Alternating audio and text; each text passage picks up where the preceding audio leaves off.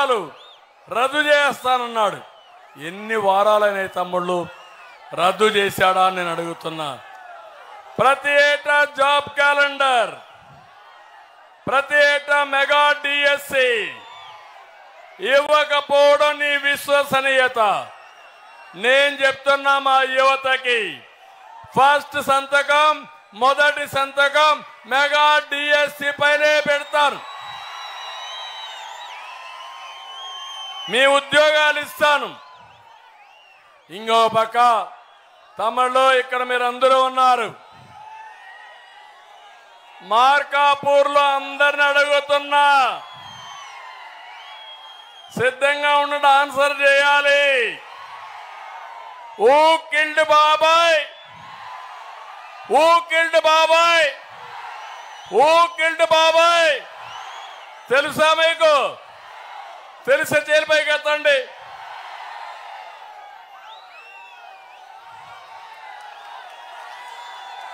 జగన్మోహన్ రెడ్డి తెలియదంట.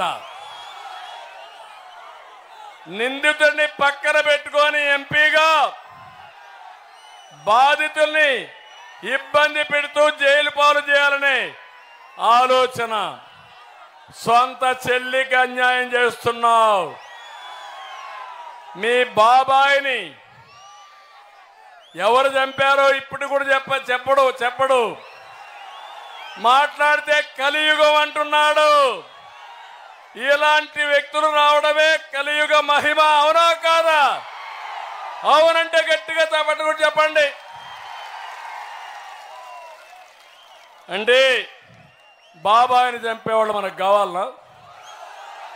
కోడికత్తి డ్రామాలు మీకు కావాలనా? కంటైనర్లో డబ్బులు పంపించేవాళ్ళు మీకు కావాలనా?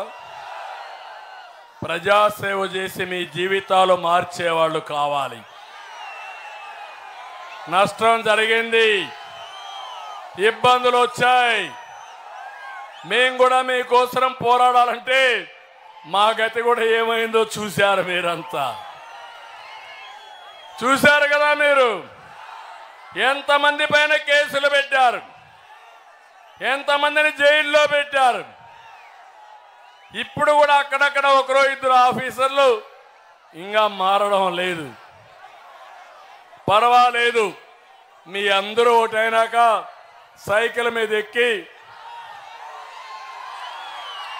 జనసేన గ్లాస్ పట్టుకొని సైకిల్కి పువ్వు కూడా పెట్టుకొని 3 పార్టీల నాయకులు బయలుదేరితే తిరుగుండదు. తొక్కుకుంటా ముందుకెళ్ళిపోదాం. మన కమిట్మెంట్ ఈ రాష్ట్రం. ఒకే విషయం ఇక్కడ మీ అందరికీ గుర్తు చేస్తున్నా. 45 ఏళ్ళు రాజకీయాలు చూశా. నా జీవితంలో ఇలాంటి ముఖ్యమంత్రిని ఎప్పుడూ నేను చూడలా. ఇలాంటి ముఖ్యమంత్రి ఒకడు వస్తాడని కూడా ఊహించలా. మీరు ఊహించారు? ఎవరన్నా ఊహించారా? ఎవరు ఊహించలా.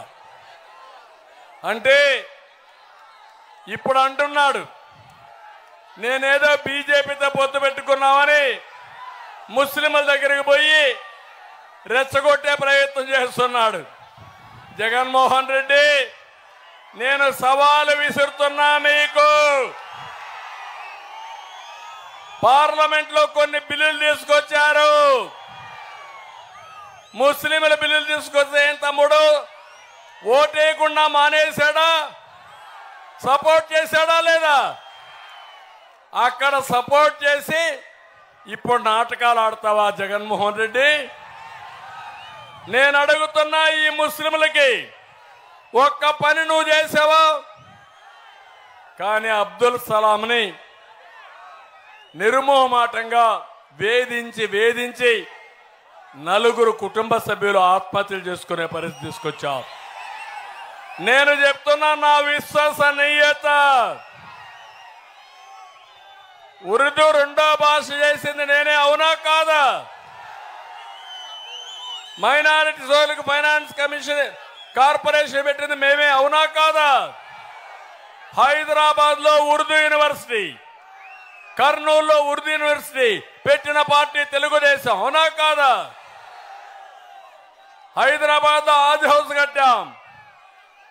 కడపలో విజయవాడలో విభజన అయిన తర్వాత 2 ఆది హౌస్లు కట్టాం. రంజాన్ తోఫా ఇచ్చాం.